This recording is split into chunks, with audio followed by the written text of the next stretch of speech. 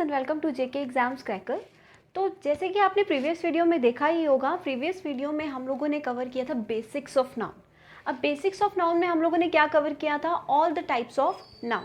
आज के वीडियो में जो हम लोग कवर करने वाले हैं वो है रूल्स ऑफ नाउन। नाउन के बेसिस पे जितने भी एरर स्पॉटिंग आते हैं वो किन पॉइंट्स के बेसिस पे आते हैं, एक्चुअली हम लोग वो पॉइंट्स डिस्कस करने वाले हैं। तो चलिए स्टार्ट करते हैं रूल्स ऑफ नाउन। तो फर्स्ट रूल क्या कहता है, पहले मैं आपको थोड़ा सा इंट्रोडक्शन दे देती हूँ। देखिए, प्रॉपर नाउन की हमने बात की थी, राइट? तो फर्स्ट रूल जो है it is related to proper noun. अब प्रॉपर नाउन मैंने आप लोगों को क्या बताया था, किसी भी पर्टिकुलर या इंडिविजुअल को जब हम एक पर्टिकुलर नेम देते हैं उसे कहते हैं प्रॉपर नाउन। अब आप लोगों को पता है द, जो हम ग्रामर में आर्टिकल यूज करते हैं द, हम उसे कभी भी किसी भी प्रॉपर नाउन से पहले यूज़ नहीं करते। आप अपने नाम के आगे कभी भी द लगाते हैं? क्या आप कभी कहते हैं the Tanya, the Shubham, the Anjali, the Rahul, the Ravi? हम कभी भी ऐसा नहीं बोलते। इवन जो सेलिब्रिटीज़ हैं, सेलिब्रिटीज़ लाइक अमिताभ बच्चन, सलमान खान, ये लोग भी हम कभी भी नहीं बोलते द सलमान खान, द अमिताभ बच्चन। कभी भी अपने नाम के आगे, चाहे कोई पर्सन नोन है या फिर एक कॉमन मैन है, वो कभी भी अपने नाम के आगे द का यूज़ नहीं करता। लेकिन कभी कभी इन सर्टेन कंडीशंस हम लोग एक प्रॉपर नाउन के आगे द लगाते हैं। और वो द का यूज़ कब किया जाता है? जब वो प्रॉपर नाउन जो है वो बिहेव किसकी तरह कर रहा है? एक कॉमन नाउन की तरह। कॉमन नाउन से मेरे कहने का मतलब क्या है कि जब भी हम एक पर्सन की या किसी भी चीज़ की क्वालिटीज़ एक किसी ऐसे पर्सन से कन्वर्ट करते हैं, एक प्रॉपर नाउन से कन्वर्ट करते हैं या फिर कंपेयर करते हैं, उस वक्त हम उसके साथ द यूज़ करते हैं। फॉर एग्जाम्पल, अगर मैं लिखूं I like the Amitabh Bachchan, कुछ इस तरीके का मैंने सेंटेंस लिख दिया, तो क्या आप कभी भी कहते हैं I like the Amitabh Bachchan, या फिर आप कहते हैं I like Amitabh Bachchan? Obviously आप कहते हैं आई लाइक अमिताभ बच्चन। लेकिन अगर मैं इसी सेंटेंस को कुछ इस तरीके से लिख दूं, he is the Amitabh Bachchan of our class. अब मैंने बात अमिताभ बच्चन की नहीं की, मैंने बात किसकी की? ही की। जो भी एक पर्सन है, मैंने बोला कि ये जो है हमारी क्लास का अमिताभ बच्चन है। जैसे आप जनरली कहते हैं यार तुम तो हमारी क्लास के अमिताभ बच्चन हो। क्यों कहोगे? क्योंकि उसके मे बी एक्टिंग स्किल्स बहुत अच्छे होंगे। कोई पर्सन क्रिकेट बहुत अच्छा खेलता है तो आप उसे क्या कहोगे? यार तू तो हमारी टीम का विराट कोहली है। अब वो पर्सन विराट कोहली नहीं है, वो क्या है? उसकी क्वालिटीज़ जो हैं वो विराट कोहली जैसी हैं, अमिताभ बच्चन जैसी हैं, किसी भी पर्टिकुलर प्रॉपर नाउन के जैसी हैं। तो उस वक्त जब भी हम किसी प्रॉपर नाउन का कंपैरिजन करते हैं, क्वालिटीज़ में कंपैरिजन करते हैं, उस वक्त हम प्रॉपर नाउन के साथ क्या यूज़ करते हैं? द। लेकिन जनरली अगर हम बात करें तो हम किसी भी प्रॉपर नाउन के साथ द का यूज़ नहीं करते हैं। तो यही था आपका फर्स्ट रूल कि प्रॉपर नाउन से पहले हम या क्या यूज़ करते हैं? प्लेस करते हैं द को when there is a comparison in qualities या फिर when it is behaving as a common noun. So this is the first rule of noun. Start करते हैं सेकेंड रूल। तो second rule is related to material noun. I hope अगर आपने previous video देखा है तो आप लोगों को याद ही होगा कि मटीरियल नाउन क्या है। अब मटीरियल नाउन के बारे में मैंने आपको क्या बताया था कि वो चीज़ें, कुछ ऐसे सामान या कुछ ऐसी चीज़ें जो बेसिक बिल्डिंग ब्लॉक्स होते हैं, किसी भी प्रोडक्ट को बनाने की प्रोसेसिंग में जो यूज़ होते हैं, उन चीज़ों को हम लोग कहते हैं मटीरियल नाउन। चीज़ों के नाम को हम लोग मटीरियल नाउन कहते हैं। जैसे मैंने आप लोगों को एग्जाम्पल्स दिए थे, let's say iron, silver, gold, right? तो इस तरह की चीज़ों को हम लोग क्या कहते हैं? मटीरियल नाउन, जो बिल्डिंग ब्लॉक्स होते हैं, प्रोसेसिंग में काम आते हैं। अब मटीरियल नाउन से रिलेटेड रूल क्या है कि मटीरियल नाउन से पहले कभी भी हम आर्टिकल ए और एन का इस्तेमाल नहीं करते। और थर्ड आर्टिकल की बात करूं जो कि द है, उसका यूज़ किया जाता है but only in certain conditions, यानी कि जैसे द का यूज़ तो हमें पता ही है, हम स्पेसिफिक नाउन के साथ यूज़ करते हैं, हम द को हर एक नाम के साथ, हर एक चीज़ के साथ इस्तेमाल नहीं करते। जो चीज़ पर्टिकुलर है, स्पेशल है, स्पेसिफिक है, हम उसके साथ ही द लगाते हैं। तो कभी भी कोई मटीरियल नाउन एक स्पेसिफिक वे में बताया गया है एक सेंटेंस में, हम उसके साथ द का यूज़ कर सकते हैं। ए और एन का यूज़ नहीं कर सकते। अब क्यों नहीं कर सकते? मैंने आप लोगों को कल बताया था कि मटीरियल नाउन जो है वो किस कैटेगरी में आता है? अनकाउंटेबल नाउन की कैटेगरी में बताया था। अनकाउंटेबल नाउन हम किसे कहते हैं? अनकाउंटेबल नाउन जिसे हम काउंटिंग में बात नहीं कर सकते, जिन नाम की हम बात नंबर्स में नहीं कर सकते, राइट? तो अनकाउंटेबल नाउन की कैटेगरी में मटीरियल नाउन आता है। आप कभी भी नहीं बोलते एक सोना दे दो, है ना? आप किसी ज्वेलर के पास जाएंगे, आप कभी भी नहीं बोलेंगे मुझे एक गोल्ड चाहिए, मुझे 2 सिल्वर चाहिए, राइट? आप कभी भी नहीं बोलेंगे मुझे एक लोहा चाहिए, ऐसा तो नहीं बोलते हैं ना, आप उसकी क्वांटिटी में बात करते हैं, राइट? तो क्वांटिटी में बात करते हैं तो वो अनकाउंटेबल हुआ। तो हम, जैसे कि मैं बता रही हूँ, अगर ये अनकाउंटेबल है तो ए और एन का मतलब क्या होता है? ए और एन का मतलब होता है 1, एक, यही मतलब होता है। तो हम कैसे किसी अनकाउंटेबल के साथ एक लगा सकते हैं? हम नहीं कह सकते एक लोहा, एक चांदी, एक सोना, नहीं बोलते ना। तो किसी भी मटेरियल नाउन के साथ ए और एन का यूज़ कभी नहीं होता है। कभी भी सेंटेंस में दिखे कि कोई मटेरियल नाउन है, कोई मटेरियल नाउन वर्ड है, उसके साथ ए या एन लगाए तो यूज़ नहीं करते, ठीक है? अब द की जैसे मैंने बात की थी, जब कोई मटेरियल नाउन एक स्पेसिफिक वे में एक सेंटेंस में बताया गया, उसकी कुछ स्पेशल क्वालिटी की बात हुई है, तो उस वक्त आप उसके साथ द का यूज़ कर सकते हैं। चलिए कुछ एग्जाम्पल्स देखते हैं।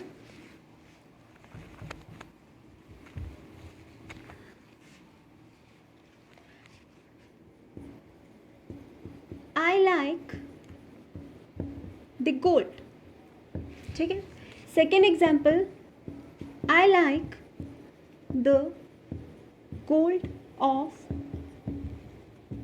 Dubai. And third example, Ravi takes his decisions with an honesty, ठीक है? अब कुछ एग्जाम्पल्स मैंने लिखे हैं, आप लोगों को मुझे बताना है कि क्या ये सेंटेंसेस जो मैंने लिखे हैं अकॉर्डिंग टू द पॉइंट जो मैंने अभी आप लोगों को बताया, वो पॉइंट उस पॉइंट के अकॉर्डिंग सही है या नहीं। So the first sentence is I like the gold. मैंने आपको बोला गोल्ड क्या है? एक मटेरियल नाउन, इसके साथ यूज़ हुआ है द का। क्या यहाँ पे कुछ स्पेशल क्वालिटी या कुछ स्पेशल तरह के गोल्ड की बात हुई है? नहीं हुई है। तो दैट मीन्स यहाँ पर जनरली एक नॉर्मल तरीके में गोल्ड वर्ड का इस्तेमाल किया गया है, तो यहाँ पे द का यूज़ इनकरेक्ट है, ठीक है? नेक्स्ट सेंटेंस देखते हैं, I like the gold of Dubai. अब यहाँ पे बात की जाए तो किस गोल्ड की बात हो रही है? जो गोल्ड दुबई में मिलता है। आमतौर पे गोल्ड की बात नहीं हो रही है, सिर्फ उस गोल्ड की बात की जा रही है जो दुबई में मिलता है, तो यहाँ पर द का यूज़ बिल्कुल सही है, ठीक है? थर्ड सेंटेंस में देखते हैं, Ravi takes his decisions with an honesty. अब यहाँ पे नाउन क्या यूज़ हुआ है? ऑनेस्टी। अब ऑनेस्टी किस नाउन की कैटेगरी में आता है? मैंने कल भी बताया था, इट्स एन एब्स्ट्रैक्ट नाउन, जो आपके फीलिंग्स, इमोशन, किसी स्टेट, कंडीशन जिन्हें आप देख नहीं सकते, आप महसूस कर सकते हैं, right?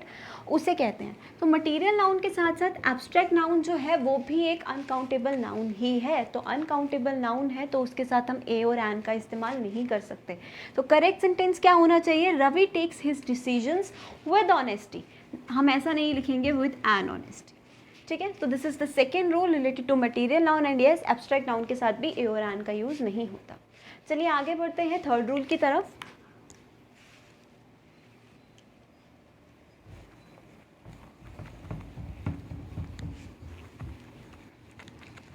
Now the third rule is related to the next type of noun. Next type of noun हमने क्या पढ़ा था? Collective noun. और कलेक्टिव नाउन मैंने आप लोगों को बताया था, हम जब एक ग्रुप को नाम देते हैं, एक कलेक्शन को नाम देते हैं, जो at a particular moment of time कुछ पर्टिकुलर टास्क कर रहे हैं, जो ग्रुप एक पर्टिकुलर टास्क के लिए बनाया गया है, उसे हम बोलते हैं, उसके नाम को हम लोग बोलते हैं कलेक्टिव नाउन। एग्जाम्पल्स जैसे कि team, jury, family, class, army, right. ये सारे एग्जाम्पल्स हम लोगों ने किए थे कल। ये है कलेक्टिव नाउन। अब कलेक्टिव नाउन की जब बात आती है तो कुछ पॉइंट्स हमें याद रखने पड़ते हैं, ठीक है। अब पॉइंट्स हमें क्या याद रखने हैं कि जब एक कलेक्टिव नाउन सिंगुलर है या फिर वो कलेक्टिव नाउन एक सेंटेंस में एज अ यूनिट बिहेव कर रहा है, यानी कि एक कलेक्शन है, वो वही काम कर रही है जिस काम के लिए उस टीम को या उस ग्रुप को बनाया गया है, तो उस वक्त हम उसके साथ वर्ब कैसे यूज़ करते हैं? सिंगुलर। अब ग्रामर का एक बहुत इंपॉर्टेंट रूल है कि जैसा सब्जेक्ट है वैसा वर्ब। अगर आपका सब्जेक्ट सिंगुलर है तो वर्ब भी सिंगुलर ही होगा। देयर आर सम एक्सेप्शंस जो हम आगे सब्जेक्ट वर्ब एग्रीमेंट में पढ़ेंगे, ठीक है। वर्ब सिंगुलर रहता है, प्लस जो जेंडर यूज़ किया जाता है वो जेंडर कैसा रहेगा? ऑब्वियसली अगर नाउन सिंगुलर है, जेंडर भी हमें सिंगुलर यूज़ करना होगा, तो जेंडर हम क्या यूज़ करते हैं? Neuter gender, that is it. Next बात करें, अगर कलेक्टिव नाउन जो है अगर वो एज अ यूनिट बिहेव नहीं कर रहा है, अब वो किसकी तरह बिहेव कर रहा है? जैसे कि बात आ गई, डिवीजन आ गई, सेपरेशन है उस कलेक्टिव नाउन में, मतलब वो यूनिट की तरह काम नहीं कर रहा है, वो एज अ प्लूरल काम कर रहा है, ठीक है। तो उस वक्त वर्ब भी कैसी रहेगी? प्लूरल। एंड जो हम जेंडर यूज़ करेंगे वो जेंडर रहेगा common gender but in plural form, that is they, them. इस तरीके के जेंडर्स जो है हम उसके साथ यूज़ करेंगे। ये क्लियर हो गया? तो हम कुछ एग्जाम्पल्स देखते हैं। Let's see some of the examples.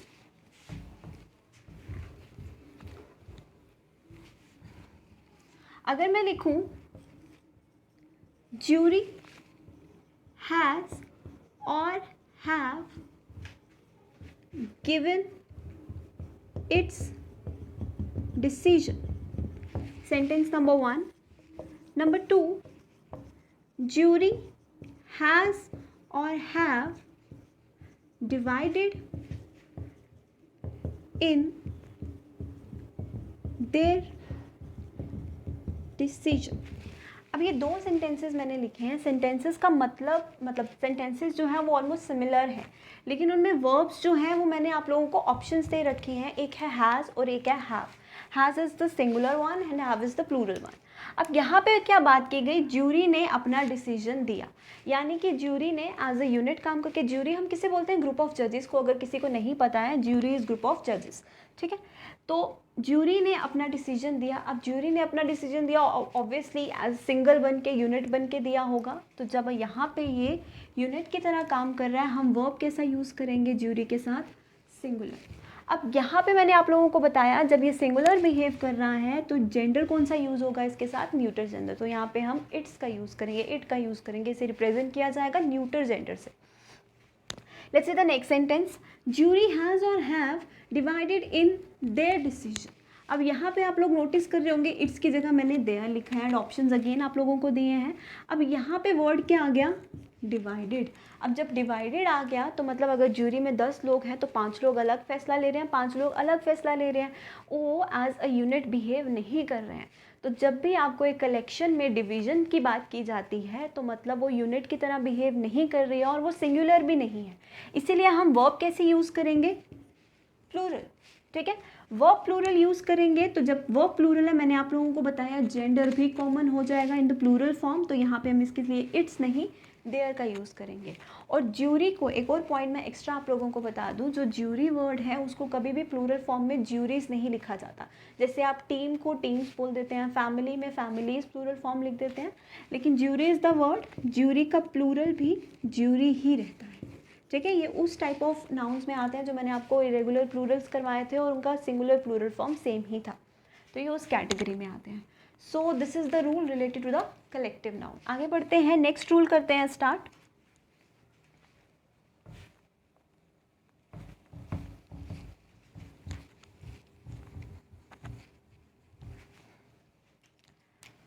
Rule number 4. Now rule number 4 is related to units of counting.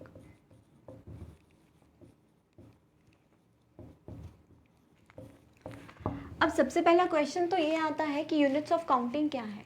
तो यूनिट्स ऑफ काउंटिंग हम उन्हें कहते हैं जो यूनिट्स काउंटिंग जो है वो इजी बनाते हैं आपके लिए। जैसे बात करें डजन की, ठीक है, डजन का मतलब क्या होता है? 12। 1 2 3 4 5 6 7 8 12 तक नहीं गिनना पड़ता, डायरेक्ट डजन बोलते हैं हम लोग, राइट। उसके बाद पेयर, पेयर यानी 2 जोड़ा। उसके बाद let's take another example, score. Score का मतलब होता है 20, 100, 1000, मिलियन, बिलियन। ये सब क्या है? यूनिट्स ऑफ काउंटिंग, जो काउंटिंग को आसान बनाते हैं वो यूनिट्स, ठीक है। अब कहने का मतलब क्या है कि डज़न को मैं प्लूरल फॉर्म में डजन्स भी बोलती हूँ, है ना। पेयर का प्लूरल फॉर्म पेयर्स हो गया। स्कोर का प्लूरल फॉर्म स्कोर्स हो गया। ये क्रिकेट वाले स्कोर्स नहीं है, स्कोर का मतलब होता है 20। जैसे इसका मतलब 12 है, इसका 2 है, इसका मतलब होता है 20। 100 हंड्रेड्स भी बोलते हैं, मिलियन मिलियंस भी बोलते हैं, बिलियन बिलियंस, थाउजेंड थाउजेंड्स, ये सब चीज़ें हम यूज़ करते हैं, राइट।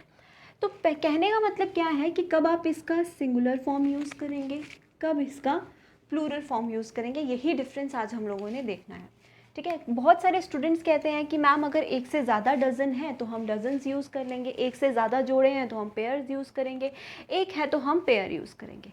लेकिन ऐसा बिल्कुल भी नहीं है। ये चीज़ आपको हमेशा ध्यान में रखनी है कि कभी भी कोई न्यूमेरिकल वैल्यू, एक कोई नंबर या एक न्यूमरल जब इस यूनिट ऑफ काउंटिंग से पहले दिया जाता है, यानी कि आपको बताया गया है कि कितने डज़न हैं, कितने 100 हैं, कितने हज़ार हैं, कितने पेयर हैं, आपको बताया गया है, एक डेफिनेट नंबर उसके साथ में दिया गया हुआ है, तो उस वक्त आप हमेशा उसका सिंगुलर फॉर्म यूज़ करते हैं। और जब नंबर इनडेफिनेट है, यानी कि आपको नहीं बताया गया कि कितने जोड़े हैं, कितने दर्जन हैं, कितने हज़ार हैं, आप इनडेफिनेट है, कोई भी स्पेसिफिक न्यूमरल उसके साथ नहीं दिया गया है, उस वक्त आप लोग यूज़ करते हैं इसका प्लूरल फॉर्म। कुछ एग्जाम्पल्स देखते हैं। आई bought 4 dozen or dozens of bananas. Sentence number 1. Second sentence, I have million or millions of rupees. ठीक है, 2 सेंटेंसेस हम लोगों ने लिखे। तो इन द फर्स्ट सेंटेंस आप लोग फर्स्ट ऑफ ऑल चूज़ कीजिए कि क्या आना चाहिए, डज़न और डज़न। अब जैसे कि मैंने आप लोगों को बताया कि जब भी डेफिनेट नंबर आगे लगा है, यहाँ हमें बताया गया कि 4 दर्जन है, यानी कि आपको डेफिनेट वैल्यू उसकी दी गई है। तो जब दी गई है तो उस वक्त हम लोग यूज़ करते हैं इसका सिंगुलर फॉर्म। और जब नहीं बताया गया, I have millions of rupees, कितने हैं नहीं बता, बट मिलियंस ऑफ रुपीज़, जब इनडेफिनेट है उसका नंबर, तो उस वक्त हम यूज़ करते हैं इसका प्लूरल फॉर्म।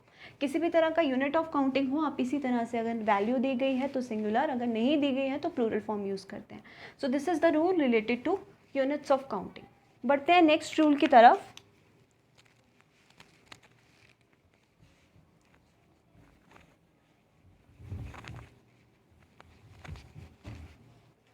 अब एक सेंटेंस फॉर्मेट जो है वो आपको देखना है नाउन का, जो रिलेटेड है प्रेपोजिशंस, ठीक है।